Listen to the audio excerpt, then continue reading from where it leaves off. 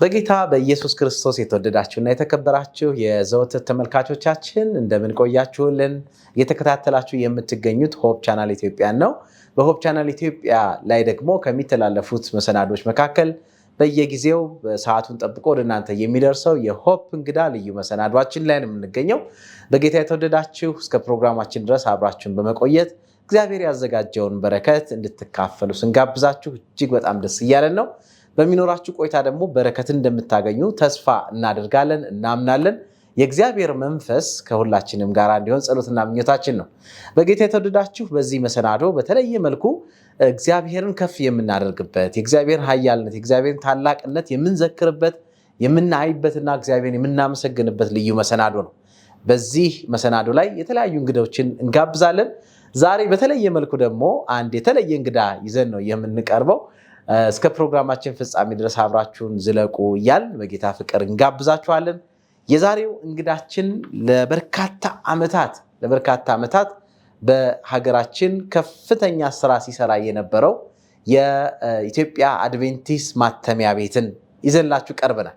ይህ ማተሚያ ቤት አንዳንድ የታሪክ ድርሳናት ወይም ደግሞ ጽሁፎች እንደሚያሳዩት በእኛ አቆጣጠር በ1947 ዓመተ ምህረት አካባቢ እንደተቋቋመ ይናገራሉና በጣም የሚገርም ነው። ከዛን ጊዜ ጀምሮ እጅግ በርካታ የሆኑ ጽሁፎችን ወይም ደግሞ መልካም ዜና አዝለው የወጡ ጽሁፎችን ለህብረተሰባችን ሲያደርስ የነበረ አሁንም በማድረስ ላይ ያለ አንጋፋ ድርጅት ነው።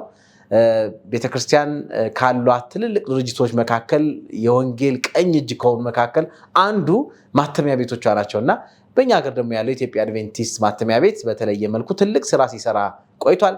አሁን ደግሞ የኢትዮጵያ አድቬንቲስት ፐብሊሽንግ ሃውስ በመባል ወይም የህትመት ቤት በመባል ነው የሚጠራ ነው እና እግዚአብሔር የተመሰገነ ይሁን። ዛሬ በዛ ድርጅት ውስጥ ደግሞ የስራ ኃላፊ በመሆን ስራውን እየመሩ ያሉትን አቶ ዳንኤልን ስላገኘን በቢሮቸው እንድንገኝ ስለፈቀዱ እጅግ በጣም እናመሰግናለን። በተመልካቾች ስም አቶ ዳንኤል እጅግ በጣም ነው የምናመሰግነው። እግዚአብሔር ይስጥልን። እግዚአብሔር ይባርካችሁ። እናንተም ባላችሁበት በተለያየ ዓለም ጫፍ ላይ ሆናችሁ ይሄንን መሰናዶ በእጃችሁ ላይ ባሉ የተለያዩ የሚዲያ አማራጮች እየተመለከታችሁ እየተከታተላችሁ ላላችሁ እጅግ በጣም እናመሰግናለን። ቀደም ሲል እንዳልኩት እንግዲህ በሚኖረን ቆይታ በረከት እንደምታገኙ ተስፋ እያደረግን እግዚአብሔርን ከፍ እንደምታደርጉ የእግዚአብሔርን ድንቅ አሰራ እንደምትመለከቱ ተስፋ እያደረግን አብራችሁን ቆዩ እንላለን። ስለዚህ ፕሮግራማችንን ቀጥታ ስንገባ አቶ ዳንኤል ምናልባት በዚህ ማተሚያ ቤት ውስጥ ከሚታተሙ በጣም በርካታ መጽሐፍቶች መካከል የብዙ ሰዎችን ሕይወት የቀየረ እንደው በይዘቱም ዳጎስ ያለ ከፍ ያለ ነው። ደግሞ በጥራቱ ለአምስተኛ ጊዜ የታተመና እየተሰራጨ ያለው መጽሐፍ ህትመት ሲደረግ አይተን በጣም ገርሞናል እና እግዚአብሔር የተመሰገነ ይሁን። ተመልካቾቻችን የዘመናት ምኞት የሚለው መጽሐፍ ብዙዎቻችሁ ታውቁታላችሁ ብለን ተስፋ እናደርጋለን። ለማታውቁት ደግሞ በተለየ መልኩ የብዙ ሰዎችን ህይወት የነካ መጽሐፍ ነውና እዚህ መግቢያው ላይ እንዳውም ሲናገር ምን ይላል? አንድ አካይባን ነብዩ ሐጌ ይላል። ነብዩ ሐጌ የህዝቦች ሁሉ ምኞት ይለዋል።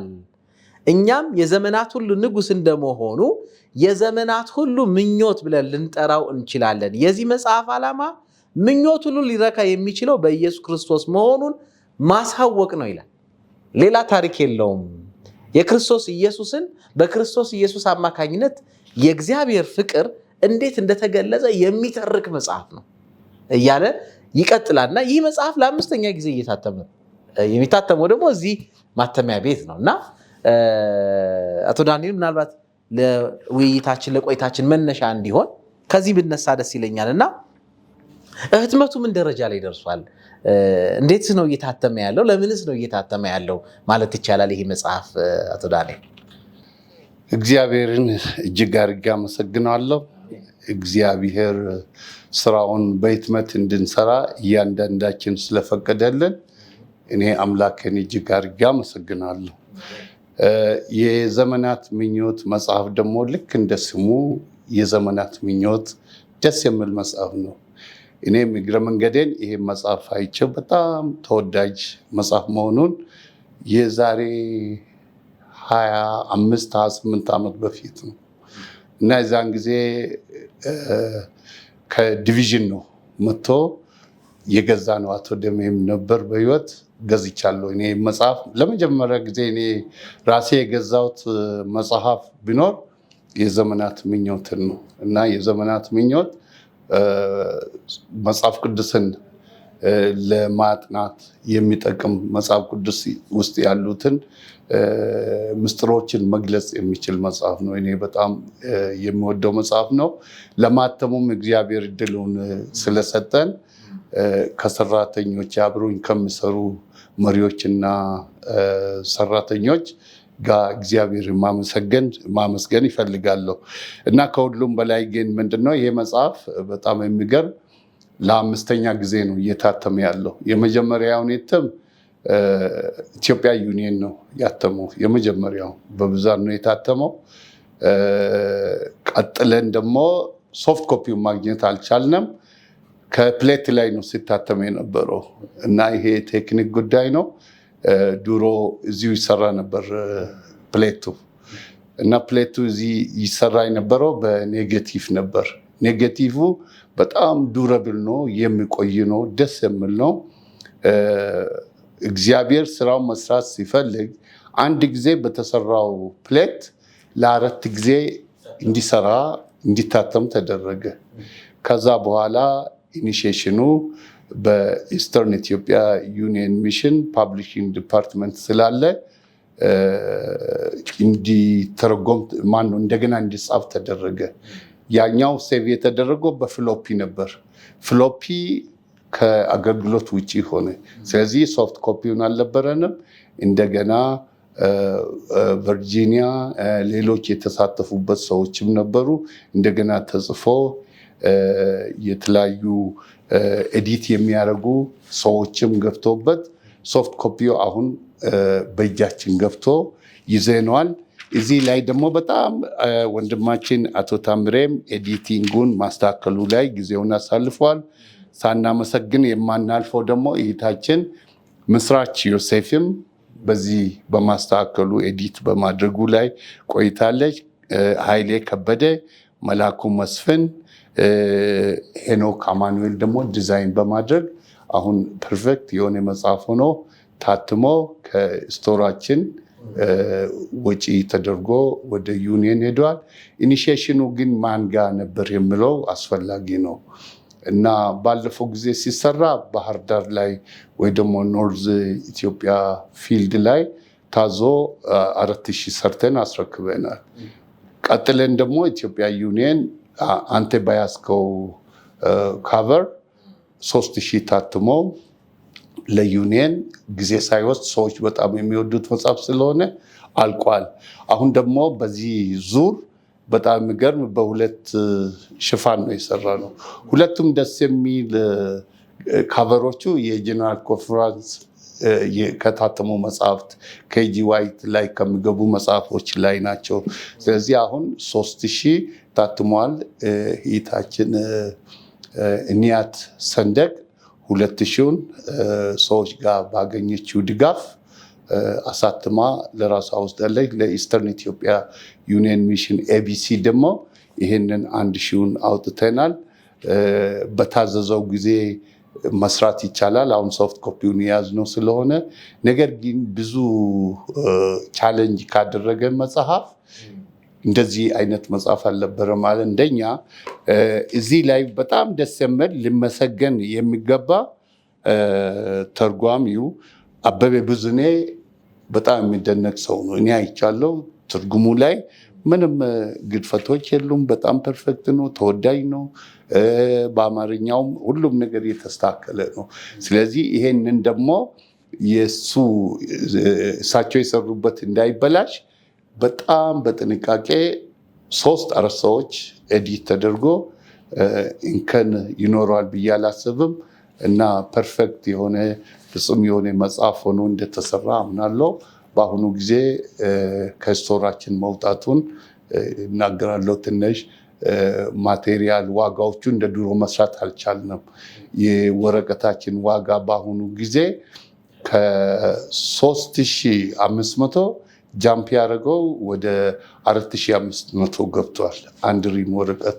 እነዚህ ደግሞ ከቸርቻሪዎች ነው የምንገዛው። በራሳችን ግን አቂም ኖሮን በሙሉ ኮንቴነር ብናመጣው እነዚህን መጽሐፎችን አትሊስት ዋጋውን ዝቅ ማድረግ እንችላለን። ለወደፊቱ ግን እንደዛ አድርገን እነዚህ መጽሐፎች እንዴት ዝቅ ማድረግ እንችላለን ወደምለው እንገባለን። አሁን ግን በጣም ብዙ ወጪ ያስወጥቶናል እና ገጹም ብዙ ነው። በጣም ብዙ ገጽ ስላለው ያው እንዳይቀር ብለን በውዱ ዋጋ ወረቀት ገዝተን ነው የሰራነው። በጣም የሚገርም ነው። እንግዲህ አቶ ዳንኤል ምናልባት እንዳውም አንዳንዱ ዘርዘር አድርገው ዲቴል የቴክኒካል ነገሩንም አንስተዋል እና ምን ያክል እንደተለፋበት የሚያሳይ ነው። እንደው ቢለፋበትም የሚያስመሰግን መጽሐፍ እንደሆነ እኔም ይሰማኛል። ምክንያቱም ይሄ እግዚአብሔር በክርስቶስ ኢየሱስ አማካኝነት ለሰው ልጆች የሰጠውን ፍቅር፣ እግዚአብሔር ከኛ ጋር ለመሆን የመጣውን ያክል ርቀት ዝርዝር አድርጎ የሚያሳይ በሚገባ ቋንቋ እንደው ለማንም በሚገባ ቋንቋ በደንብ አድርጎ ያብራራ መጽሐፍ ነው እና በጣም ዝነኛ መጽሐፍ ነው። ምናልባት ያነበቡ ያውቁታል፣ ያላነበቡ በዚህ አጋጣሚ ደግሞ ቢያገኙት ጥሩ እድል ነው። ለብዙ ጊዜ እኔም ሰዎችም ወደኛም መስሪያ ቤት መጥተው ሲጠይቁ ከሚጠይቋቸው መጽሐፎች መካከል የመጀመሪያው ይሄ ነው። ዘመናት ምኞት አለ ወይ ነው። ሁሉም ዘመናት ምኞት አለ ወይ ነው እና እግዚአብሔር ይባርካቸው ይሄንን መነሳሳት ወስደው መስዋዕትነትን ከፍለው የሰሩ። በተለይ ማተሚያ ቤቱ ደግሞ ብዙ መስዋዕትነትን ከፍሎ ብዙ የሚያስወጣ የሚያለፋ ነገር አለው። ያን ሁሉ አልፎ ግን በእንደዚህ አይነት በሚያምር ዲዛይን በሚያምር ሁኔታ ደግሞ እንደገና ለአንባቢያን በመምጣቱ በእውነት ትልቅ ስራ ነው የተሰራውና እግዚአብሔር ይባርካችሁ። እንዳውም ህትመቱ አልቆ መሰራጨቱ ደግሞ የሚገርም ነው። ምናልባት ከዚህ በኋላ እንግዲህ እንደተባለው ሶፍት ኮፒም ስላለ ደጋግሞ የማሳተም ነገሩም ይኖራል በቀላሉ የሚል ሀሳብ አለኝ። እግዚአብሔር ይባርካችሁ። እንግዲህ ተመልካቾቻችን በዚህ አጋጣሚ ይሄ መጽሐፍ ያላገኛችሁ ወይም እየፈለጋችሁ ያጣችሁ ማታውቁም ካላችሁ ይህንን ብታገኙ ደስ ይለናል። አድራሻችን ተጠቅማችሁ እኛ ጋርም ደውሉልን። እዚህ አዲስ አበባ ደግሞ ያላችሁ በተለየ መልኩ በተለያዩ ቤተክርስቲያኖች ሄዳችሁ ብትጠይቁ ታገኛላችሁ። በቅርንጫፍ ወይም በአጥቢያ ቤተክርስቲያኖችም ታገኙ ትችላላችሁ። እግዚአብሔር ይባርካችሁ ማለት ፈልጋለሁ። የማተሚያ ቤቱን ትልቅ ስራ ነው የሰራችሁት። ምክንያቱም ይሄ የብዙ ሰዎችን ህይወት የቀየረ ትልቅ መጽሐፍ ነው። ቀደም ሲል እንደተባለው ተርጓሚው እግዚአብሔር ይባርካቸው ጥርት ባለ አማርኛ የተረጎሙ ናቸው፣ የማያዳግም እንደዚሁም ደግሞ አርታዮቹ አይቻለው። እነሱም በጣም በጥንቃቄ እንደሰሩት ዲዛይኑም ራሱ በጣም የሚገርም ነው እና እግዚአብሔር የተመሰገነ ይሁን። እግዚአብሔር ይባርካችሁ። ማተሚያ ቤቱ ሊመሰገን የሚገባ ነው። እንደው ከነገረ ቀደም ግን አቶ ዳንኤል ይሄ የስሙ ራሱ የአድቬንቲስት ማተሚያ ቤት የሚለው እና ይሄን ያክል ዓመት ኑሯል በዚህ ሀገር ላይ አሁንም እየሰራ ነው። በጣም የሚገርም ነው።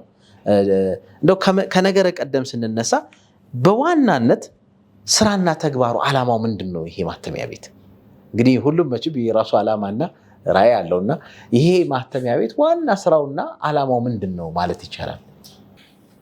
ጥሩ ጥያቄ ነው። ዋና ዓላማው ለወንጌል ነው። ለወንጌል ተልኮ የሚሰራ ነው።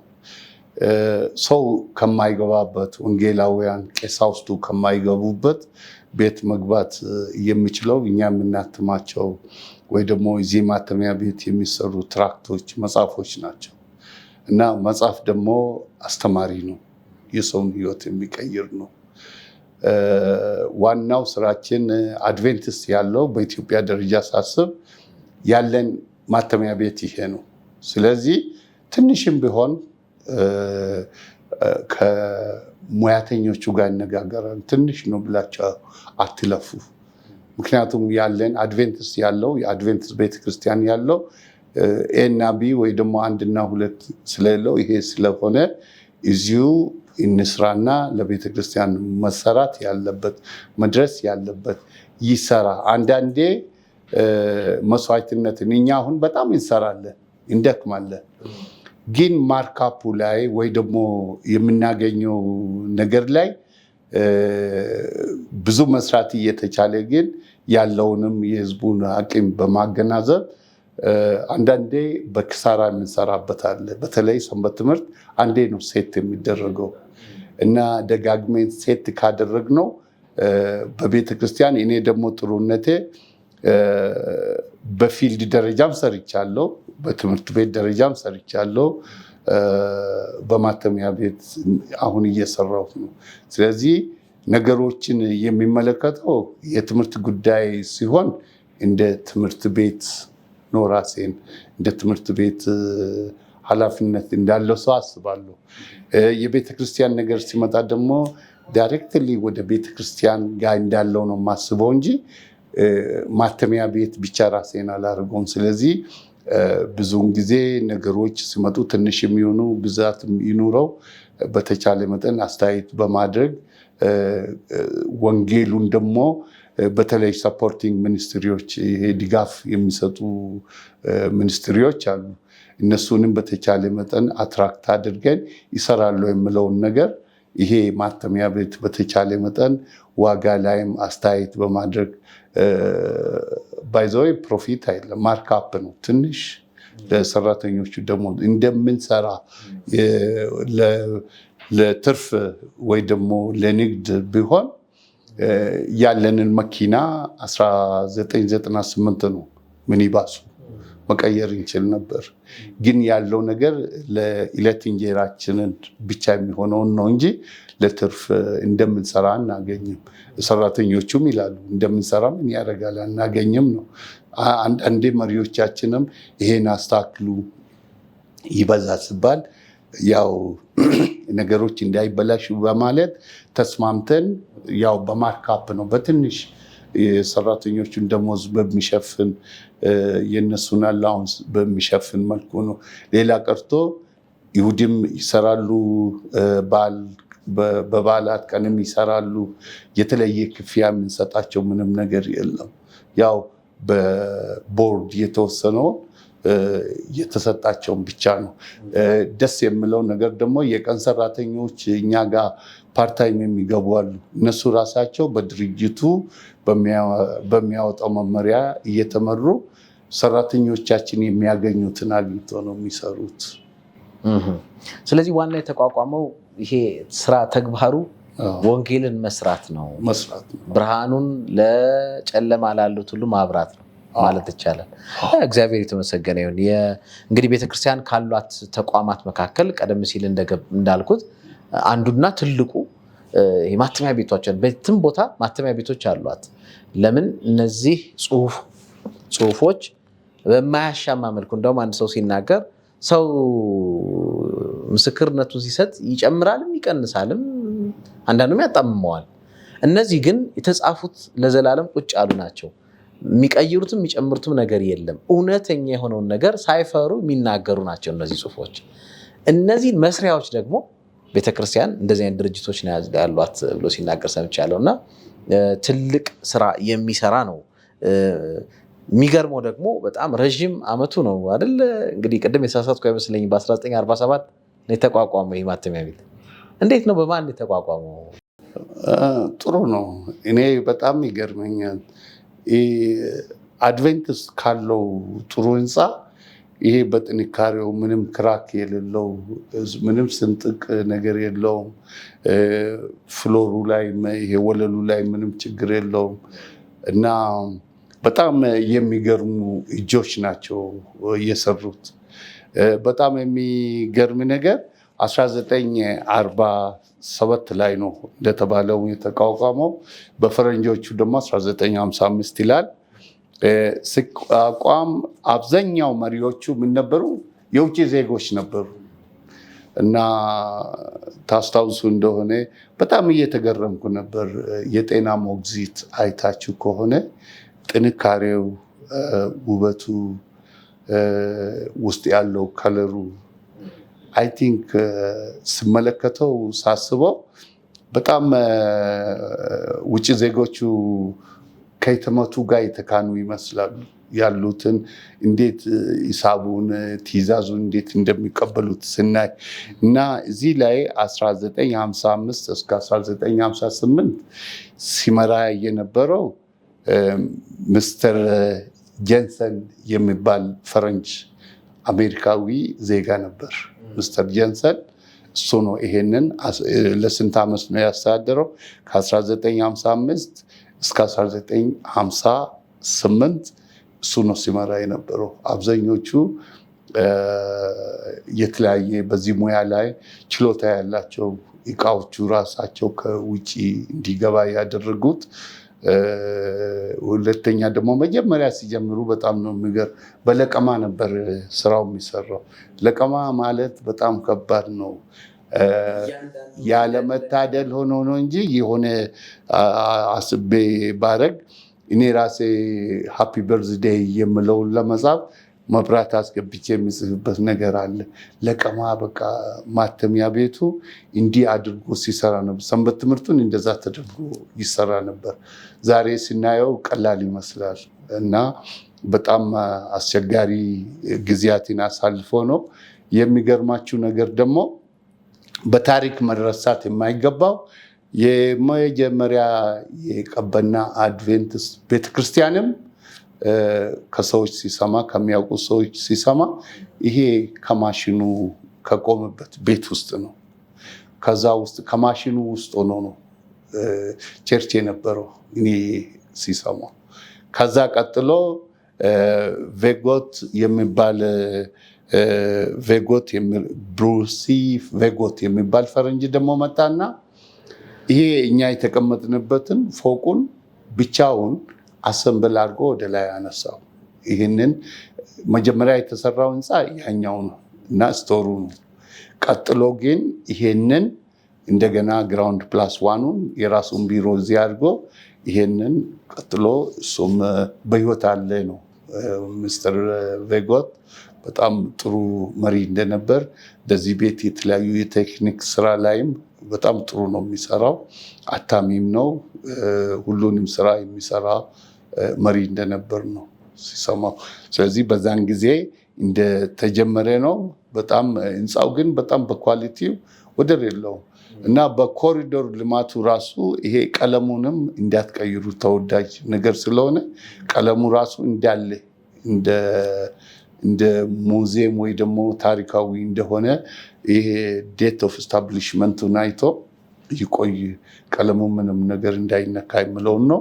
ሌላ ቀርቶ ድንጋዩ ራሱ ቀለም እንዳይቀባ ነው የተከለከሉ። በውጭ ያለው ይቆይ ያምራል፣ እንደዚሁም ያምራል ነው የተባለው። ስለዚህ እግዚአብሔር እዚህ ላይ ትልቅ ስራ እየሰራ ነው። እንዳውም እዚያን ጊዜ ለመጀመሪያ ጊዜ ህትመት የጀመሩት ይሄ ወደ ክርስቶስ የሚያደርስ መንገድ በዛ ነው። ያ መጽሐፍ ሁልጊዜ በዓለም ደረጃም በተለያዩ ቋንቋዎች ተተርጉሟል። በሀገራችን ላይ እንደዛው ብዙ ሰዎች ተርጉሞታል እና ትልቅ ስራ ሰርቷል። እና አንዳንዴ ስመለከት አንዳንድ ጽሁፎችን ይሄ ለለቀማው የሆነ ቦታ አስቀምጫለሁ። ለቅሞ ሰራተኞች አሁን ያሰባጥራሉ፣ ያጥፋሉ። ድሮ ግን ተለቃቅሞ ነው። ሳድስና ሳልሱ ታይቶ ኮሬክት የሚያደርግ ሰው ደግሞ አለ። በሰሩት ልክ በሰሩት ፕሌት ዋጋ ይከፈላቸው ነበር። የሚገርም ነው። ይሄ በጣም የሚያስደንቅ ነገር ነው። እኔም በሆነ አጋጣሚ የማየት እድል አጋጥሞኛል። እንደዚህ እያንዳንዷን ፊደል ለቅሞ እየደረደሩ ማስቀመጥ መቼም እንዴት ያለ ከባድ ስራ ነው። በተለይ አሁን ስንመለከተው ማለት ነው እና ያን ሁሉ አሳልፈው እዚህ ያደረሱት እነዚህ ሰዎች ናቸው እና እግዚአብሔር መቼም ይባርካቸው እነዚህን ሰዎች። ትልቅ ነገር ነው እና ቀደም ሲል አቶ ዳንኤል እንደጠቀስከው ወደ ክርስቶስ የሚያደርስ መንገድ የሚለው ነው መጀመሪያ የታተመ ሲባል ሁሉ በጣም ይገርመኛል። ምክንያቱም የተወዳጅ መጽሐፍ ነው፣ ደግሞ ሌላም አይደለም፣ ሌላ ዓላማ የያዘም አይደለም።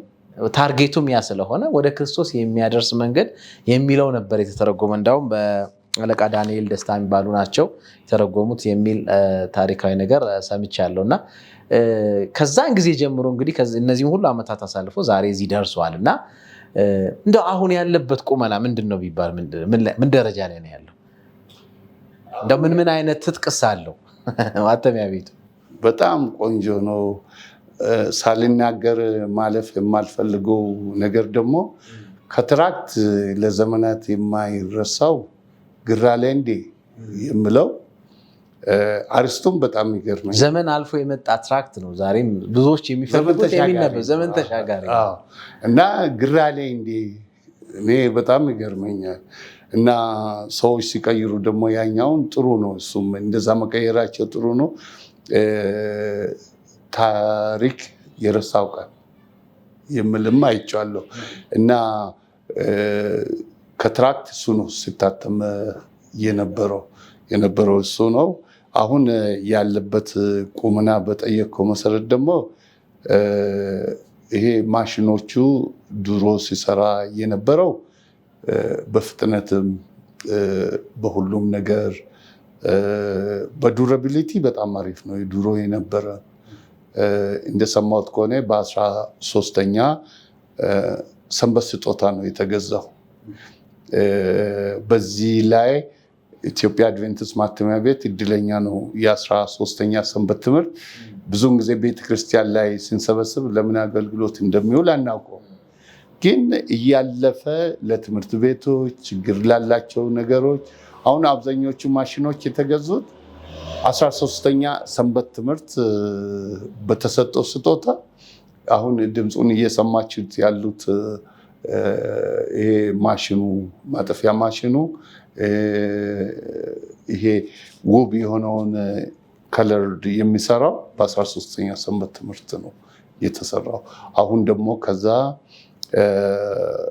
አሜሪካ ላይ የመጣ አንድ ሩሰል ቶማስ የሚባል አለ። እሱ ደግሞ እግረ መንገዱን እዚህ ሲመጣ ሲያጠና ነበር፣ እየተመላለሰ ነበር።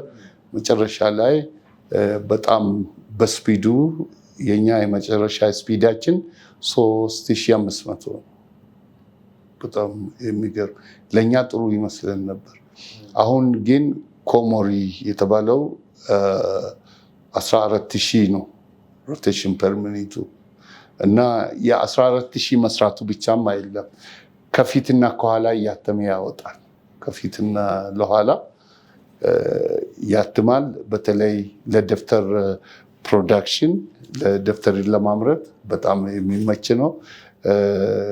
ለሰንበት ትምህርቱም በዛኛው በኮርዱ አንድ አማርኛ ሰንበት ትምህርት ለማተም ሜቢ 8-10 ቀን ይወስዳል የድሮ። ይሄ ግን በ2 ቀን ይጨርሰዋል። እና እነዚህ ትላልቅ መጽሐፍቶች የታላቁ ተጋድሎ ኦሮምኛ፣ አማርኛ በሱ ነው የታተሙት። ግን ትልቅ ስራ ይጠይቃል። ፍጥነት ላለው ስራ እሱን ነው የምንጠቀመው። አሁን ብዙ አንቸገርም። ስለዚህ አሁን በጥሩ ደረጃ ላይ ነው ያለው። እንደውም አዳዲስ ፈጣን ማሽኖች አለው። ፈጣን ማሽን አለው። የሚጎሉትም አሉ እንደ ላሚኔቲንግ ያሉ ማሽኖች። ሁለተኛ ደግሞ ማጠፊያው ራሱ ደካማ ነው። የሰው ኃይል ማጠፊያው በደንብ የሚያጥፍና የሚሰራ ቢሆን አንዱ ካርድ ተበላሽቶ አልሰራ ብሎ አስቸግሮናል። ይሄ ሰዎች ተቀጥሮ የሚሰሩት ለምንድን ነው? እሱ መጨረስ ያቃተውን ኮስት የሚጨምር ምንድን ነው? በሰው ነው የሚታጠረው። ስለዚህ አሁን እድሎች ከተገኙ አንደኛ ያኛውን እንዲሰራ ማድረግ ነው። ታንዛኒያ ሀገር ላይ፣ አሜሪካ ላይ ሞክረናል፣ እያገኘን አይደለም። በቅርብ ጊዜ ግን መልሱን እንሰማለን፣ ይሰራል። አሁን ላሚኔቲንግ በጣም አሳሳቢ ነው። ሁለተኛ ደግሞ ይሄ ሁለት ዩኒት ያለው ነው። አሁን እኛ ጋር ያለው 1 ዩኒት አለ፣ 2 ዩኒት አለ። በአሁኑ ጊዜ ግን ሌሎች ማተሚያ ቤቶችን አይቻለው 4 ዩኒት ነው። 4 ዩኒት ማለት ምንድን ነው? 4 ዩኒትም አልፎ 5ም አለ። እሱ ደግሞ ምንድነው? ቨርኒሽም ይቀባል። ፉል ከለር ደጋግሞ ከሚገባ ባንዴ ነው የሚጨርሰው። ፐርፌክት የሆነ ስራ መጽሔቶችን በደቂቃ የሚያወጣ ነው። እና ወደዛ እንዴት ያድጋል የምለውን ነገር እያሰብን ነው። ብቻል እሱን ኮምፕሊኬትድ የሆኑ ማሽኖች ኮምፕሊኬትድ የሆኑ ፕሮብሌሞች አሏቸው። ስለዚህ ኮምፕሊኬትድ የሆነውን አንፈልግም። ግን 4 ዩኒቱን እየተነጋገርኩ ነው አሜሪካ ካለው አጋዦቻችን። ሂሪተርን የተባለ ቲም አለ እና ጥቂት ናቸው፣ ግን እንደ 100 ሰዎች ይሰራሉ። በቁጥር 10 ናቸው፣ ግን እንደ 100 ሰዎች ይሰራሉ። እና እነሱ ጋር እያወራው ነበር። እነሱ አሁን ከዚህም በተጨማሪ ፎርክ ሊፍት ተገዝቶ እኔ ራሴ እየነዳው ነበር። ሲቲፒ በቅርብ ጊዜ ይመጣል። ጊዜውን ፊክስ አላደረገውም እንጂ አልወሰነውም። እነዚህ መጽሐፎች ዋጋ ይቀንስልናል። ሲቲፒው ከገባ ትልቅ ማሽን ነው። ይሄን ሩም ይሞላዋል። ሜይ ቢ ሲቲፒው ይምጣ እንጂ ከመጣ ሜይ ቢ ይሄንን ቢሮንም ሊለቅ ይችላል። እዚህ ነው የሚሆነው። ምክንያቱም ትልቅ ማሽን ነው። ብዙ ብር የምናወጣው ደግሞ ወጪ የሚወስድብን እሱ ነው። ለሰንበት ትምህርት ሜይ ቢ ወደ 20,000 25,000 እናወጣለን። ለዲዛይር ኦፍ ኤጅ ደግሞ ሜይ ቢ ወደ 150 ለዚህ ወደ 150,000 በላይ ያወጣን ይመስለኛል።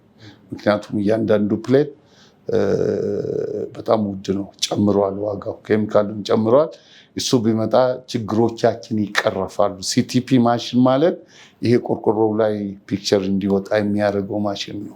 በጣም ፕሌት ማለት ነው። ፕሌት ይሰራል፣ ፕሌት መስሪያ። ስለዚህ ለሌላ ኮመርሻላይዝ ማድረግ አንችልም። ለራሳችን ግን የራሳችንን ስራ ልንሰራበት እንችላለን። የእሱ መምጣት እኛ በጉጉት እየጠበቅነው ነው። ሲቲፒው እና ፎርክሊፍቱም ፋብሪካ ውስጥ እንዲሄድ ሄዶ አንዳንድ በጣም ተቸግሮ ነው ወረቀቱን ገፍቶ ወደ ላይ የሚያመጡት። በዚህ ላይ ነው ያለ ነው። ይህንንም እያሰብን ነው። አንዳንድ ደግሞ ዋና ቻሌንጃችን ጄኔሬተር ነው። ጄኔሬተር የለንም። እሱንም ዩዝዱ ከተገኘ ፎቶ አንስቼ እንዲልክና ዋጋውን እንድንነጋገር ነበር። ባለፈው ጊዜ ልንገዛው አስበን አቅደን በ1.2 ትልቁን አግኝቼው ነበር። በጣም ሌላ ሰው ተጫርቶብኝ እኛ ኮሚኒኬት እያደረግን በ1.5 ተሸጠ። በጣም ጥሩ ጄኔሬተር እጥረት አለ፣ የኃይል እጥረት አለው። እሱ ደግሞ ትልቁ ጄኔሬተር እዚህ ላይ ከገባ አይ ቲንክ የግቢውንም የሁሉንም ይፈተዋል። ህግ ብቻ ማውጣት። በህትመት ደረጃ ብዙ ስራዎችን ሰርታችኋል። በጣም በርካታ መጽሐፎችም ወጥተዋል እና እንደው ምናልባት አንዳንዶቹም እዚህ መታተማቸውን አንዳንዶች አያውቁም እና እንደው ምን ታትመዋል? ምን ይወጣሉ? በየአመቱ ምን ያክል መጽሐፍ ታትማላችሁ? ምን አይነት መጽሐፎችን የምታትሙት? በተለይ እዚህ ላይ ማመስገን የሚፈልገው የኢስተርን ኢትዮጵያ ዩኒየን ሚሽን በኃይለኛ እያዘዙ ነው። ዌስተርኖችም እያዘዙ ነው። ግን በተደጋጋሚ እዚህ ሰፖርቲንግ ሚኒስትሪዎች፣ ፓሮሲያ ሚኒስትሪ የተለያዩ ሰዎች እኛ ጋር ያመጡና ሶግዳ ሚኒስትሪም አሳትመዋል። እነዚህ እኛ ጋር ያመጣሉ። አድቬንቲስት የሆኑ ሰዎችም የራሳቸውን እኛ ጋር ያመጣሉ። ትምህርት ቤቶችም ያመጣሉ። ግን በጣም የሚገርም ነገር እስከ ውጭ ማለት ውጭ ካሉ ማተሚያ ቤቶች መጥቶ ጠይቆኝ የሚገርማቸው የሌሎቹ መጽሐፍ እንዲህ አይገለጥም፣ እንዲህ መክፈት አትችልም፣ እንዲህ ቁርፍድም ይላል፣ አታነበውም። ሜይ ቢ ሌላ ነገር ይዜ ማንበብ ከፈለክ ሌላ ሰው ካልያዘልህ እንዲህ አይልም እና የውዳሴ መጽሐፍ ለማሰራት ሀሳቡን ለመውሰድ ወደ ሌላ ማተሚያ ቤት ሄደን ነበር። እናንተ እኮ ማሽናችሁ ጥሩ ስለሆነ የውዳሴ መዝሙር ለምን ሃርድ ካቨር ታደርጋላችሁ? በዚህ ቢሰሩት የእናንተ እኮ በደንብ ስለሚከፈት ትልቅ መጽሐፍም ስትሰሩ ስለማይገነጠል ቀለል አድርጋችሁ የውዳሴ መዝሙሮችንም በዚህ ስሩት፣ ወደ ሌላ ነገር አትሄዱ። አንደኛ ህዝብ ጋር ሊዳረስ ይችላል፣ ሁለተኛ ደግሞ ዋጋም ይቀንሳል የሚለውን ነገር ነግሮን የሁሉም ምስጢር በጣም የሚገርማቸው የእኛ መጽሐፍ እንዲህ መከፈትና ሰው እንደ ልቡ የሚያነበው በጣም የሚገርም ነው። ይሄን ነገር ደግሞ ያስተማሩን ሳላመሰግናቸው አላልፍም። የዩፉኖ ፐብሊሽንግ ሃውስ ከዛ የመጡ ሰዎች ያስተማሩንና እዚህ ላይ የምንሰራውን ነገር ያሳዩን ነገር ስላለ በዚህ በጣም የተካነነን። የእኛ መጽሐፍ ግን ሁሉም ሰው ይወደዋል፣ በጣም ተወዳጅ ነው። ሁለተኛ ደግሞ እኛ ለዋጋ ብለን የሚቀንሱ ወረቀቶችን ማንገዛ። ሰው እንዲረዳልን የምንፈልግ ወረቀቱን ቀንሱልን ለሚል ሰው ወደሚቀንስ ይውሰድ እንጂ እኛ በኳሊቲ ወረቀት ነው የምንሰራ። ቀለምም ኦሪጂናል ነው የምንጠቀመው። ይሄ ካቨር ፔጅ ራሱ ካቨር ወረቀቱን ራሱ የኢንዶኔዥያ ምርት የሆነውን ኦሪጂናል አይተን ሁሉንም ነገር ኦሪጂናል መሆኑን አይተን ነው የምንገዛው። ስለዚህ ኮላውም በጣም ወሳኝ ነው። ላሚኔቲንግ ማሽኑን በጣም ስትሮንግ የሆነውን ነው የምናደርገው። በጥንቃቄ ስለሚሰራ የእኛ መጽሐፎች ሁሉም በተለይ ደግሞ ይሄ ባይብል ስፒክስ የሚል ኢስተርን ኢትዮጵያ ዩኒየንም ዌስተርንም አሳትሟል። ይሄንን ሰዎች በጣም ይወዳሉ። ያ ብቻም አይደለም፣ እስከ ጀነራል ኮንፈረንስ የኛ መጽሐፍ እዛ ላይ ዲስፕሌይ ተደርጎ በጣም ይወዱታል። እና ያ ብቻም አይደለም፣ እኔ ባለውበት ለጉብኝት ወደ ውጭ ሀገር በሄድኩ ጊዜም እነሱ የሚሰሩትን ኳሊቲ እኛ መስራት አንችልም የሚለውን በአደባባይ የተናገረ ሰው አለ። ምክንያቱ ዜና ተብዬ የታላቁ ተጋድሎ ኦሮምኛና አማርኛውን ይዤ እጄ ነበር።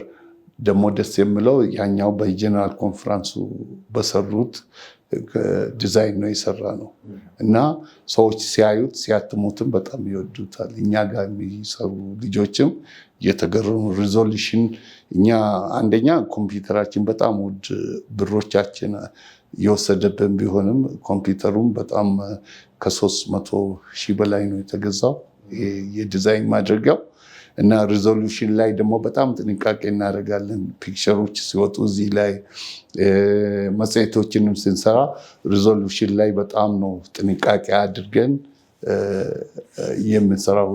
ሌላ ደግሞ ኤንቨሎፕ የታይዝ ኤንቨሎፑ ላይ ይገረማሉ። እሱ የድሮ ሲጠፋ በራሳችን ክሬቲቪቲ ፈጠራ ትንሿን ኤንቨሎፕ ገዛ። ግን ዋጋ እየተወደደብን በጣም አስቸጋሪ ሆኖብናል። ዋጋ በሁሉም ነገር ጨምሯል። እሱም ጥሩ ሆኖ እየሰራ ነው። ለቤተክርስቲያን የኛ ምዕመናንም እሱ ለምዷል።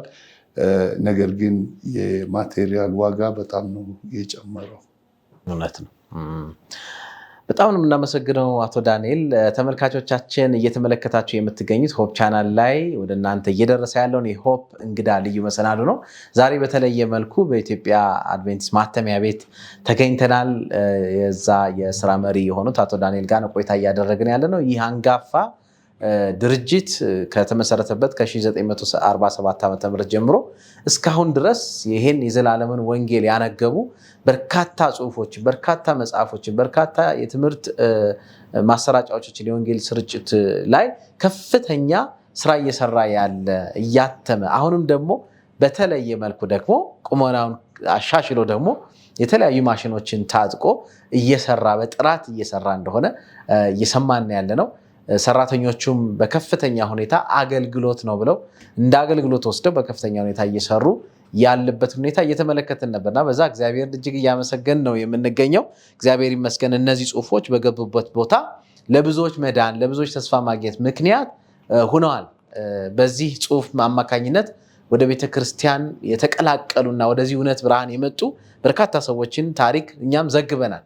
በቅርቡ እንዳውም አንድ ሰው ጋም ስናወራ ነበረ። በትንቢት ድምፅ የተከታታይ ትምህርቶች አሉና ታትመው ከዚህ የሚወጡ እነሱን አግኝቶ በእነሱ አማካኝነት ወደዚህ ቤተክርስቲያን መጥቶ የቀረ አሁንም እያገለገለ ያለ ሰው ሳናግር ነበርና በጣም ትልቅ የሆነ ዘመን ተሻጋሪ የሆነ ትልቅ ስራን የሚሰራበት ድርጅት ነው። እግዚአብሔር የተመሰገነ ይሁን። አሁን ደግሞ ለበለጠ ስራ ደግሞ ተዘጋጅቶ እንዳለ እያየን ነው የሚገኘው። በርካታ ጽሁፎችን እዚህ የምታዩቸው መጽሐፎች፣ ቤተክርስቲያን የምታዘጋጃቸው መጽሐፎች፣ እንደዚሁም ደግሞ የተለያዩ የደጋፊ ሚኒስትሪዎች የሚያዘጋጇቸው የሚተረጉሟቸው ጽሁፎችን ማሰራጨት፣ ማተም፣ እንደዚሁም ደግሞ የቤተክርስቲያን አባላት ደግሞ በተለያዩ ገጾች ላይ ወይም ደግሞ ርዕሶች ላይ የሚጽፏቸውን መጽሐፎች ደግሞ በማሳተም ለሚያነቡ ሰዎች ሁሉ እያቀረበ ያለ ድርጅት ነው እና እግዚአብሔር የተመሰገነ ይሁን። ስለዚህ ድርጅት እግዚአብሔር እዚህ አድርሷቸዋል። አሁን ደግሞ የተለያዩ እቅዶች እንዳሉም ሲናገሩ ነበርና እግዚአብሔርን እጅግ አድርገን እናመሰግናለን። ቆይታችንን አሁንም ስንቀጥል በተለይ በጣም የሚገርመው ይሄ ድርጅት ከሚሰራቸው ስራዎች መካከል ያለማባራት ከተመሰረተበት ጊዜ ጀምሮ ይመስለኛል በቤተክርስቲያናችን የሰንበት ትምህርት ተብሎ ወይም የማጥኛ መምሪያ ጽሑፍ አለ በየ3 ወሩ የሚታተም ከላይ ከዋናው መስሪያ ቤት ከጀነራል ኮንፈረንስ ጀምሮ ተዘጋጅቶ የሚመጣ በየቋንቋው የሚሰራ ማለት ነውና ይሄ ማተሚያ ቤት ደግሞ እነዚህን ሰንበት ትምህርቶች ያለማቋረጥ አስተርጉሞ በጥራት በየ3 ወሩ ያለ ድካም እያተመ ያሰራጫል እና እንደው ይሄ ስራ ምን ይመስላል? አንዳንዶች ቀላል አድርገው ያዩታል። እኔ ቀረብ ብዬ ማየት እድል ስላጋጠመኝ ነው እንደዛ የምለውና በተከታታይ ሰዓቱ ሳያልፍ ማሳተም በጣም ቀላል ነገር አይደለም እና በዛ ላይ ደግሞ በጣም በርካሽም ዋጋ ነው የሚቀርበው። አንዳንድ ሰዎች ውድ ይመስላቸዋል፣ ግን ማተሚያ ቤቱ የሚከፍለው መስዋዕትነት አቶ ዳንኤል ዛሬ ቢነግሩን ደስ ይለኛል እና ይሄ ስራ እንዴት ነው እየተሰራ ያለው? አሁንስ ያለበት ሁኔታ ምን ይመስላል? ከሚያሳትማቸው ከብዙ ነገሮች መካከል አንዱ በተለይ ይሄ ጥቃሽ ስለሆነ ማለት ነው። አዎ ሰንበት ትምህርት ልክ ነው። ሰንበት ትምህርት በፊት እኔም በቤተ ክርስቲያን አስተዳደር ውስጥ ነበርኩ። ያለውንም ችግር ይረዳሉ። አንዳንዴ በአንደኛ በሁለተኛ ላይ ይመጣ ነበር። ደግመን ነው የምንማረው። አሁን ግን እግዚአብሔር ይመስገን አማርኛ አሁን ወጥቷል፣ አልቋል ታትመው።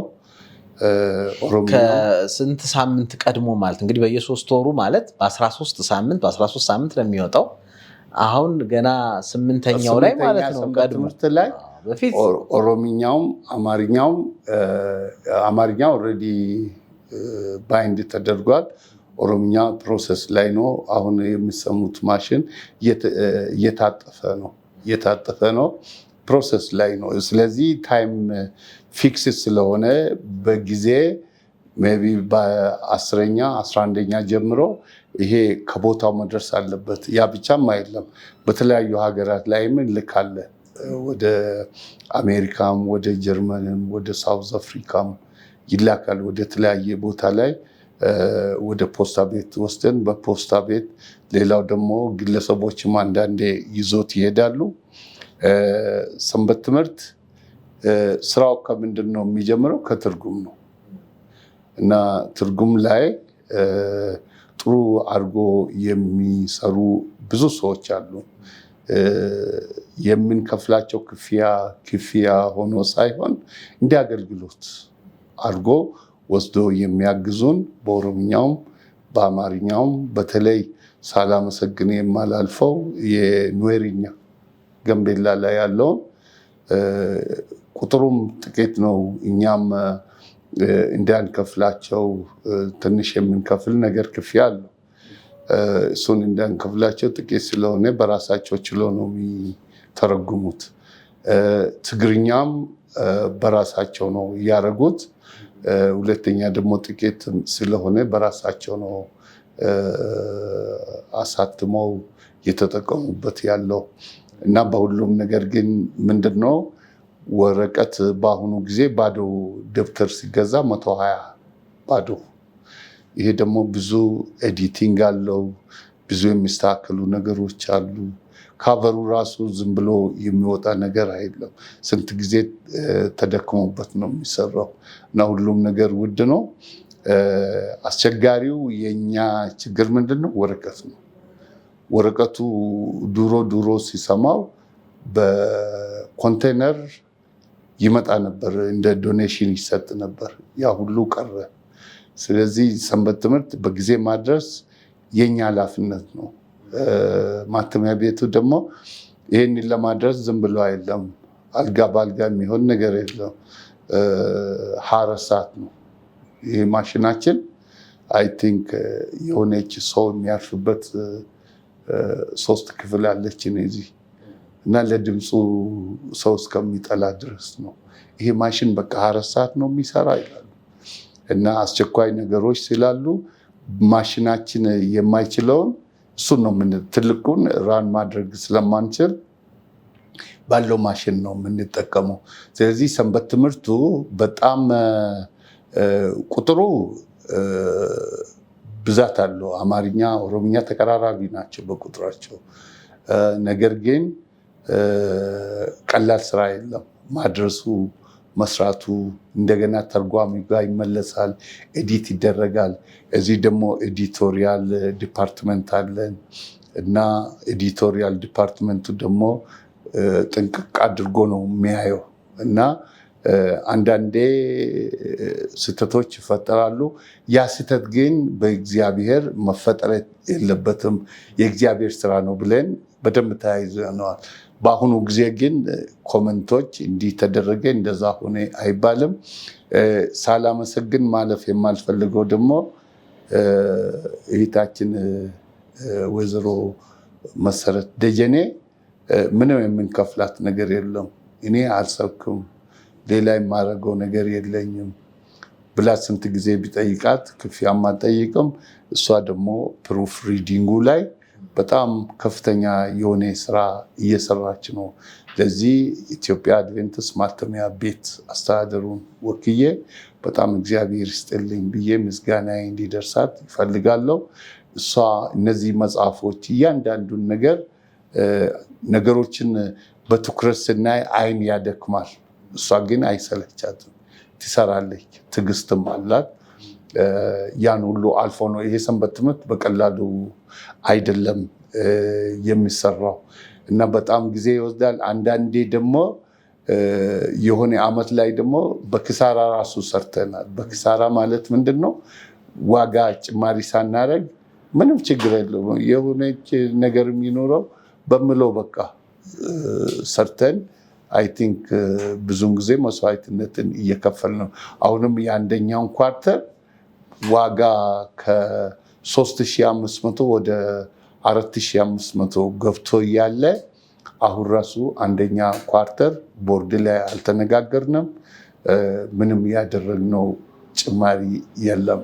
ገና እንደ ማኔጅመንት ተነጋግረን ምን መሆን አለበት የሚለውን ነገር እናስባለን እና በተለያየ ዘዴ ደግሞ ይሄ ያለው ነገር ገቢያችንን እንዴት እንጨምራለን የምለው ይሄ ገስት ሃውሱ ኢፌክቲቭ ሆኖ እየሰራ ቢሆን እሱን መደጎም ይችላል፣ እንዲደጉም ነው እና ያለው ነገር ሰንበት ትምህርቱ ላይ ቻሌንጆች ደግሞ ያሉት ምንድን ነው?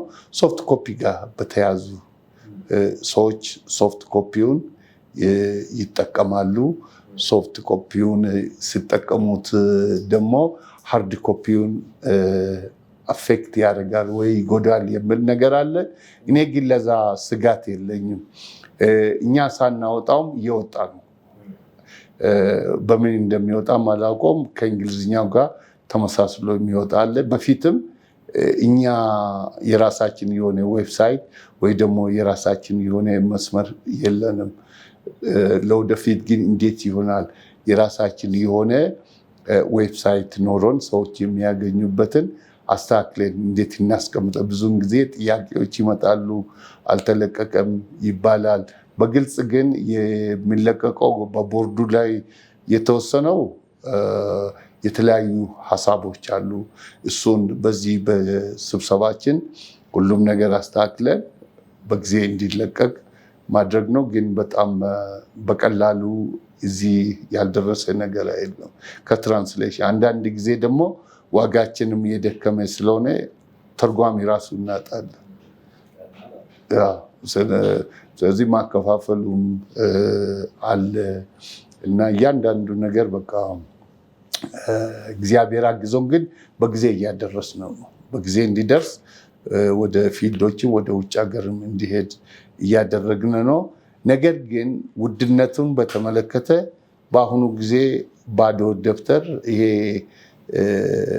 እርስ በራሳቸው ኮምፐንሴት እያደረጉ ነው የሚሄዱት። ባዶ ደብተር ስንት ነው በአሁኑ ጊዜ የሚገዛው? ይሄ ደግሞ የትርጉም ወጥቶበት የህትመቱ አለ፣ የቀለሙ አለ፣ የወረቀቱ አለ፣ የካቨሩ አለ፣ የአድሚኒስትሬቲቭ ኮስት አለው። እያንዳንዱ ነገር ስላለው ሁሉም ነገር በጨመረበት እኔ ዋጋውም ብዙ ነገር ተገኝቶ ሳይሆን ማርካፕ ብቻ ነው ያለበት። ማርካፕም አሁን ደግሞ የለው። አሁን ይሄን ኳርተር ስናተም ምንም የለው። ስለዚህ በቦርድ እስከምንነጋገር በሚል ነው። ነገሮችን ደግሞ ይሄ የቤተ ክርስቲያን መሆኑን የራሳችን ነው። ወደ ሌላ ቦታ የሚሄድ ነገር የለውም። የራሳችን ነው። በራሳችን ደግሞ ለምዕመናኖች በማሰብ ነው ስራዎችን የምንሰራ እንጂ ትርፍ ለማግኘት ወይ ደግሞ ለማትረፍ ወይ ደግሞ ብርን ለማጠራቀም አይደለም። እንደምንሰራ እንዳውም አናገኘው። እውነት ነው። በጣም ብዙ መስዋዕትነት ነው እየተከፈለ ያለ ብዬ አስባለሁ። እኔም በማውቀው ሰዎቻችን ግን ብረዱን፣ ምዕመናኖች ብረዱን ደስ ይለናል። ሶፍት ኮፒውን በተመለከተ ግን እንደተናገርኩት የራሳችን ዌብሳይት አይ ቲንክ ስራውም ይመለከታል። በቅርብ ዌብሳይት የራሳችን ኖሮን ነው። እስካሁን ግን የምንለቅም እኛ አይደለም፣ የምንከለክልም እኛ አይደለም እና ሶፍት ኮፒዎቹ ፓብሊሽንግ ዳይሬክተሮች ጋር እናስቀምጣለን። እኛ በተቻለ መጠን ሃርድ ኮፒው ላይ ነው ትኩረታችን። ሶፍት ኮፒውን ደግሞ የሚቸገሩ ኮንፊደንሻል አድርጎ የሚይዙት ቦታዎች አሉ። እነሱ ኮንፊደንሻል አድርጎ ያትማሉ እና ከዛ ውጭ እኛ ፍርሃትም የለንም። ዲጂታል ፍርሃት የለንም። ፍርሃት እንደሌለን ደግሞ የዘመናት የታላቁ ተጋድሎ ላይ ዲጂታላይዝድ አድርገን አስቀምጠናል። እንዳውም በሞባይል መግባት ይቻላል። አማርኛውንም የሚገርም ነው። የታላቁ ተጋድሎ ሞባይል ላይ አፕሊኬሽን ተሰርቶለታል። አፕሊኬሽን አይ ቲንክ እዚህ ላይ ያለው ይሄ ኪውአር ኮዱን ጎግል ካደረግ ሁሉንም ቋንቋ አማርኛውንም ይሄ አሁን ኦሮምኛ ነው። አማርኛውን ኦሮምኛውንም አሁን ደግሞ በትግርኛም ተተርጉሟል፣ አልታተመም። በኑዌርኛም ተተርጉሟል፣ አልታተመም። የዘመናት ምኞት ግን በጣም የሚገርም ነገር በኑዌርኛ ሰርተናል። በኑዌር ቋንቋ ሰርተን 3000 ታትሞ ይሄ 1/3 ላይ ያለው የኑዌርኛ የዘመናት ምኞት ነው። ይሄ የሚገርም ነው። በጣም ትልቅ ነገር ነው። እኔ በተለይ ታላቁ ተጋድሎ ኪውአር ኮድ መኖሩን አላየሁም ነበር። በጣም የሚገርም ነው። እሱን በትክክል ሰዎች በስልካቸው ኪውአር ኮድን ስካን አድርገው መጽሐፉን ማግኘት ይችላሉ፣ ማንበብ ይችላሉ፣ ማለት መረጃ ማግኘት ይችላሉ። እግዚአብሔር የተመሰገነ ይሁን። መቼም ማተሚያ ቤቱ በጣም ትልቅ ስራ እየሰራ ነው። እንደተባለው በተለይ ቀደም ሲል ያነሳ ነው የነበረው የሰንበት ትምህርትን በተመለከተ ነው። ወይም በየ3 ወሩ የሚታተመውን የመጽሐፍ ቅዱስ የማጥኛ የጉልማሶች፣ የህፃናት፣ የወጣቶች አሁን ተጀምረዋል ብዬ አስባለሁ። እሱ በተመለከተ ከፍተኛ መስዋዕትነት ነው። በሰዓት የተገደበ ነው። የየሩብ ዓመቱ ወይም ደግሞ የየ3 ወሩ ለብቻው የተዘጋጀ ትምህርት አለው እና እሱን ከማስተርጎም ጀምሮ ኤዲት ተደርጎ ከዛ እስከ ማሳተም እስከ ማሰራጨት ድረስ የምሰሩ ስራ በጣም የሚገርም ነው። በጣም ትልቅ ነገር ነው እና በዚህ መካከል ግን ምናልባት ሰው መቼም የለመደው ሆኖ ነው እንጂ እንደተባለው ባዶ ሉክ የያዘ ደብተር እንኳ ዛሬ አሁን ይሄ ሰንበት ትምህርት የምንለው ወይም ማጥኛ መጽሐፉ ከሚሸጥበት ከፍ ያለ ዋጋ ነው እና በጣም ትንሽ ነው። ግን ሰው ይሄን ብዙ ምናልባት ቴክኒካል ነገሩን ካለማወቅ የተነሳ አንዳንድ ጊዜ ተወደደ የሚልበት ሁኔታ አለ እና በተለይ ምን ያክል መስዋዕትነት እየተከፈለ እንደሆነ ስናውቅ ግን እናመሰግናለን እግዚአብሔር።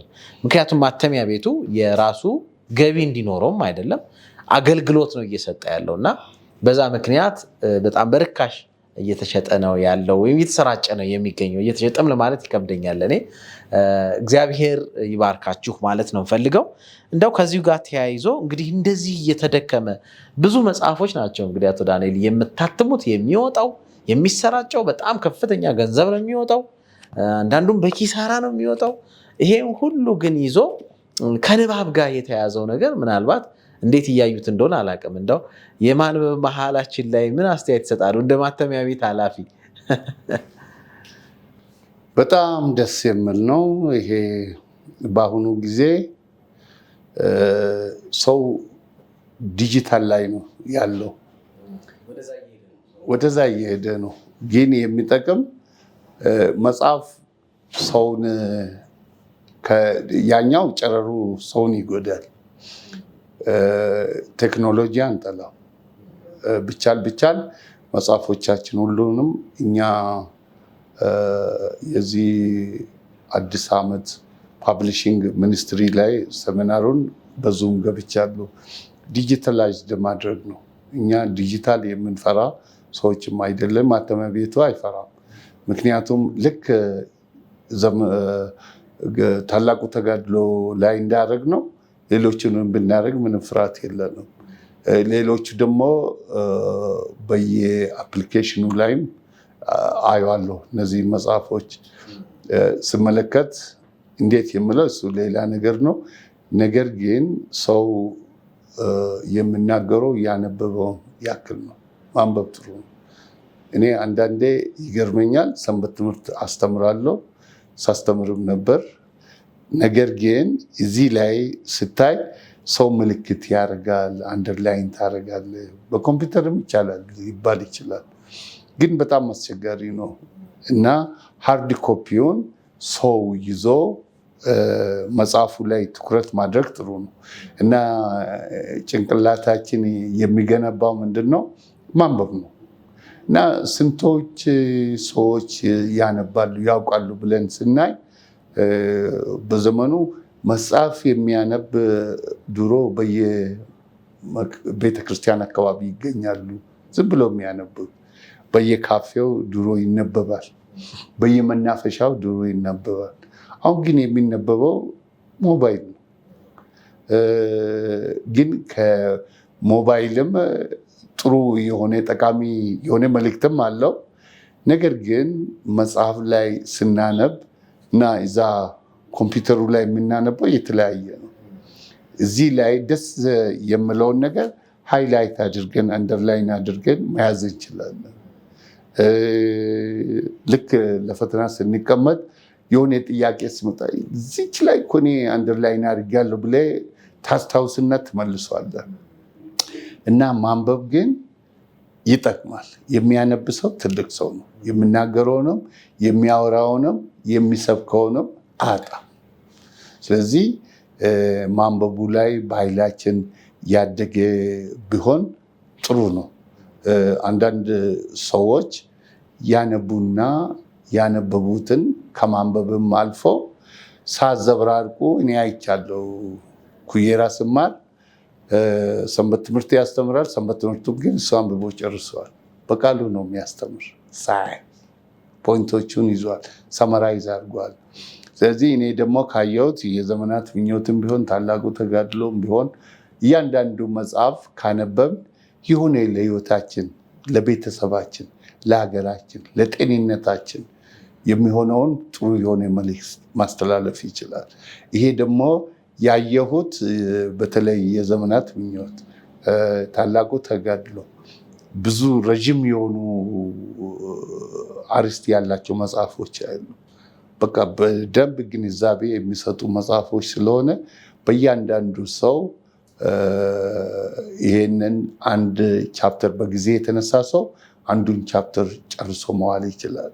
ስለዚህ ትኩረታችንን ወደ ማንበብ ብናመጣ የመጽሐፍ ቅዱስ የመረዳታችን አቅም በኃይለኛ ይጨምራል። ለአእምሯችን ደግሞ ሰላም ነው።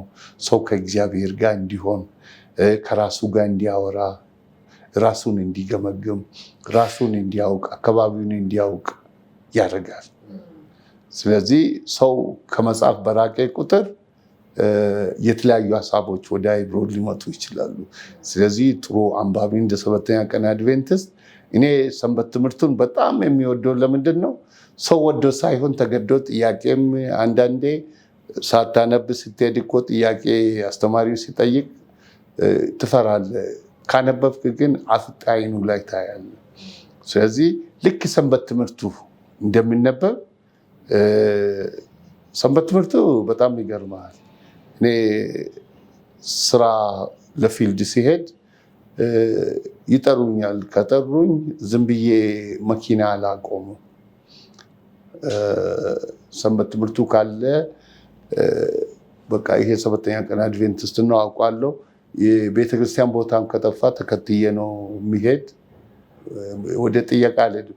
ወደ ላይ እየቀረው ከሩቁ እያየው ሰንበት ትምህርቱ ከየት ይገባል ስባል ከአድቬንቲስት ቤተክርስቲያን ይገባል።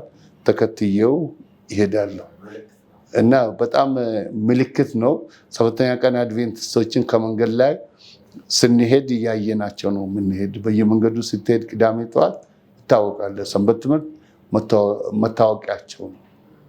እውነት ነው። አቶ ዳንኤል በጣም እጅግ አድርጌን የማመሰግነው። እግዚአብሔር ይባርክልኝ። ትልቅ ነገር ነው ያነሱ። ለዚህ ደግሞ ምክንያት የሆነው ይህ ማተሚያ ቤት ነውና በጣም ትልቅ ስራ እየተሰራ ነው። እግዚአብሔር የተመሰገነ ይሁን። ምናልባት እንግዲህ የነበረንን ቆይታ ከዚህ የበለጠ ብዙ ነገር ልናነሳ እንችል ነበር። በሰዓት ተገድበን ፕሮግራማችን ወደ ፍጻሜ እናመጣለን። ከዛ በፊት ግን ምናልባት የሚያስተላልፉት መልእክት ካለ እድል መስጠት ፈልጋለሁ ከመዝጋታችን በፊት አቶ ዳንኤል። በጣም አመሰግናለሁ ለሁሉም ነገር። እኔ መናገር የሚፈልገው ይሄ የሰባተኛ ቀን አድቬንቲስት በኢትዮጵያ ቴሪቶሪ ኢስተርን ኢትዮጵያ፣ ምስራቃዊ ኢትዮጵያ ዩኒየን ሚሽን እና ምዕራባዊ ኢትዮጵያ ዩኒየን ሚሽን ያላቸው ማተሚያ ቤት ነው። ስለዚህ ምዕመናኖቹ እንዲረዱት የሚፈልገው ነገር እኛ የምንሰራው ማተሚያ ቤቱ የሚሰራው ስራ ለነሱ ነው፣ የራሳቸው ማተሚያ ቤት ነው እና ባለው ነገር የተቻለንን ያክል እኛ ለምዕመናኖቹ የምናስብ ሰዎች ነን። እናስባለን፣ እናግዛለን። በተለያየ ቋንቋም እንዲታተም በጣም እናበረታታለን። ቅርብ ጊዜ የሰማሁት በሲዳምኛ ወደ ክርስቶስ የሚያደርስ መንገድ የሚል ተተርጉሟል። በጋምቤላ ደግሞ በአኟክ ቋንቋም ተዘጋጅቷል የሚለውን ሰምቻለሁ። የትግርኛ ደግሞ እኛ ጋር ደርሷል። ያው የሚያትም ዩኒየኑም ይሁን ፊልዱም ይሁን በቅርብ እንዲታተም እናደርጋለን። በተለይ ደግሞ በአሁኑ ጊዜ ስጠየቅ የነበረው ወደ ክርስቶስ የሚያደርስ መንገድ የሚል ኦሮምኛም በአሁኑ ጊዜ ሃርድ ኮፒውን አልነበረንም። ሃርድ ኮፒውን ነው እኛ ጋር የነበረው እና ሶፍት ኮፒውን በዶክተር ጎሜ በወንድማችን ባኩ ላይ ያለ ወንድም አለ፣ ዌስተርን ኢትዮጵያ ዩኒየን፣ እሱ ኤዲት አድርጎ በቅርብ ጊዜ 5000 እንዲታተም ተጠይቋል። ፎሎአፑም አለ፣ ክትትሉም ስላለ እሱን እንሰራዋለን። በአጠቃላይ ግን ስናየው ምንድነው ሰው እንዲረዳን የምንፈልገው ነገር የተቻለንን ያክል በአሁኑ ጊዜ ደግሞ የብዙዎች ጥያቄ የሆነው የሰባተኛ ቀን አድቬንቲስት ቤተክርስቲያን መመሪያ የሚለው እዛ ላይ አለ። እሱን ብዙ ጊዜ ሲጠየቅ ነበር። እሱንም አድርገነዋል። ሶፍት ኮፒ እና ሃርድ ኮፒ ላይ በሚነሳው ነገር ላይ ሶፍት ኮፒውን በተቻለ መጠን የራሳችን እስካሁን አልሰራንበትም። በተለያየ መንገድ ነው ሰዎች የሚያገኙት። አንዳንዶቹ ሶፍትዌር አላቸው። ሶፍትዌሩ እንዴት እንደምሰራ እሱንም ኢንፎርሜሽን አለን። አንዳንዶቹ ደግሞ ከህትመት ከሚወስዱትም ያገኛሉ። ለሁሉም ነገር ግን ምንድነው በራሳችን ዌብሳይት እንዴት እናገኛለን የምለውን ነገር እየሰራንበት ነው።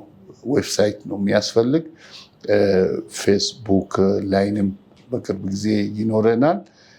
ዳይሬክት መስመር አልነበረንም።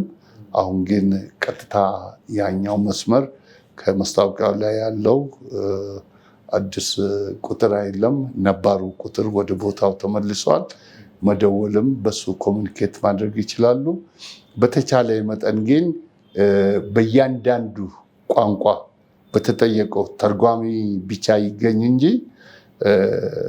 ዌስተርን ኢትዮጵያ ዩኒየን ፓብሊሽንግ ሃውስ እና ኢስተርንም በዚህ ላይ የሚሰሩ ስለሆነ በተቻለ መጠን ሁሉም በተለያየ ቋንቋ ለጊዜውን እያስተላለፍን ያለ ነው።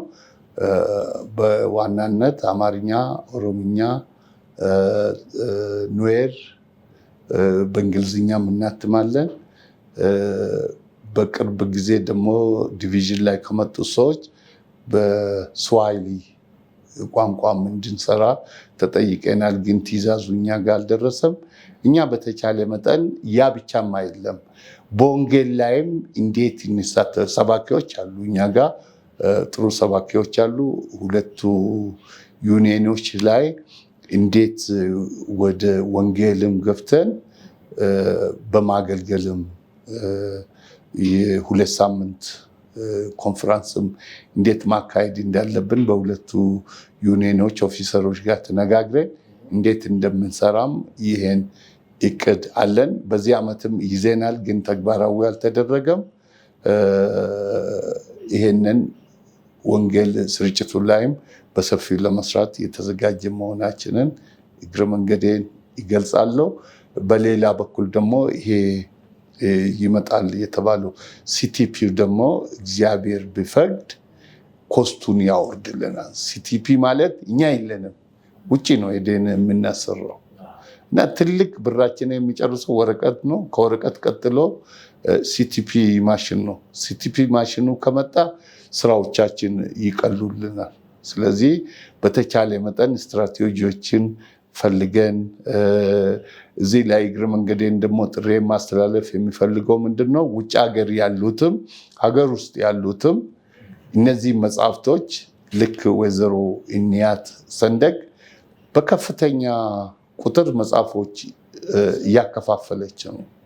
ኦኬ፣ በዛው መሰረት ሌሎችም እንደዛ እሷንም እያገዙ በተለያየ ቦታ ላይ ኤቢሲዎች ላይ የመጽሐፍ ብዛት እንዲኖርም ሰዎችም ስፖንሰር አድርጎ መጽሐፎችን እንዲታተም ኢንካሬጅ ቢያደርጉ ጥሩ ነው የሚለውን ሀሳብ ለማስቀመጥ ይፈልጋሉ።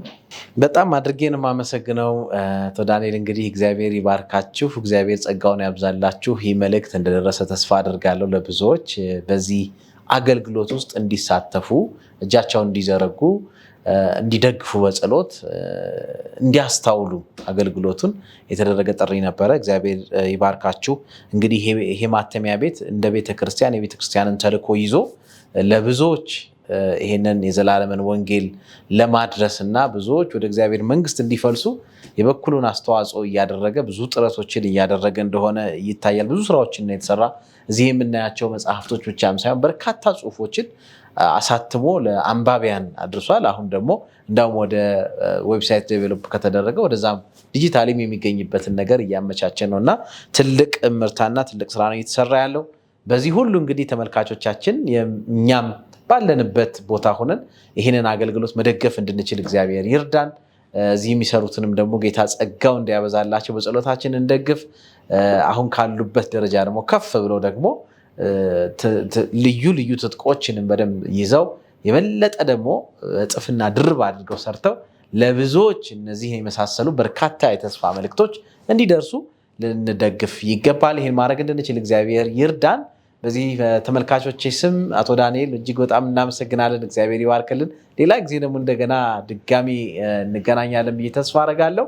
አሁን እየሰራችሁት ባለው ስራ ላይ እግዚአብሔር ጸጋውን ያብዛላችሁ እያል ፕሮግራማችን ወደ ፍጻሜ ስናመጣ ተመልካቾቻችን እናንተንም ባላችሁበት እግዚአብሔር ይባርካችሁ። ጥቆማ፣ አስተያየት፣ ጥያቄም ካላችሁ አድራሻዎቻችን ተጠቅማችሁ ላኩልን።